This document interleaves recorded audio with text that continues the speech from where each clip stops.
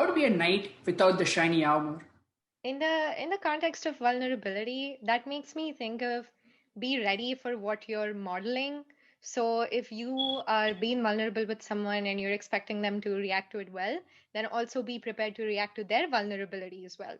So if you're, as a role model or as anything else, if you are, using that way of connecting with people, then also make sure that you know how to respond to other people doing that well, so it doesn't just make you seem like, oh, if I do something and I'm vulnerable about it, then it's okay, but if you do it and I don't agree with that, then I'm going to respond poorly to that, and then that might make you seem very ingenuine and make the oh, I'm being vulnerable and I'm good at vulnerability aspect seem very like morally superior if it's not a two-way street.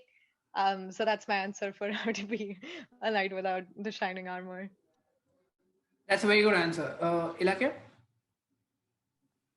So just to get some clarification, so it's about not being the savior, right? Or like coming in like in all your glory of I know how to be vulnerable and I know how to listen, right? But more of like how do you be a like as morally good as a knight without kind of the official title of it or being flashy about it? Is that what the question's asking?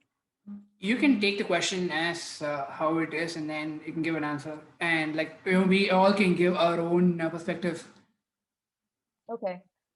Then I would say being consistent, no matter who you're interacting with, always being a kind person, so that even before someone has to ask you of, can I be vulnerable with you? Or basically you make it easy for them to be able to ask that question or to be vulnerable with you, right? Because you've always been a person who cares and listens and doesn't take anything lightly, or not like not anything lightly, but you generally care. You react and you listen to other people. That kind of consistency is a good way to be a knight without the shining armor. Okay, okay. It's since knight in the shining armor is usually used for men. I do want to talk about the fact that when someone is being vulnerable, don't cry, don't say man up.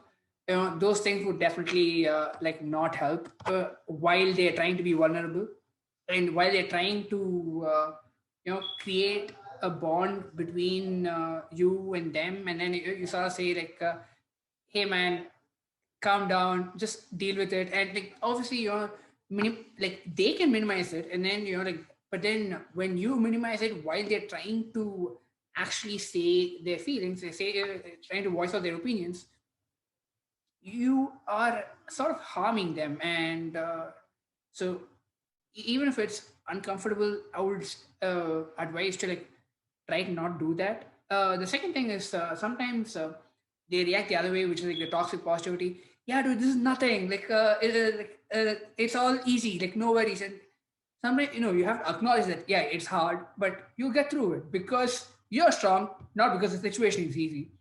And I've learned this the hard way. I was once toxic positive to my friend, and then she didn't tell me this either. And then, like 1 year later, I was reading an article where I read a similar story where they were saying it was about eating disorders, and I was like, "Oh shit!" I was being toxic positive. I sort of thought that with anything right now, you're probably like being negative because of things happening bad to you. And I was like, let me show you a positive light. Let me show you a positive outcome. And that's sort of where I came from.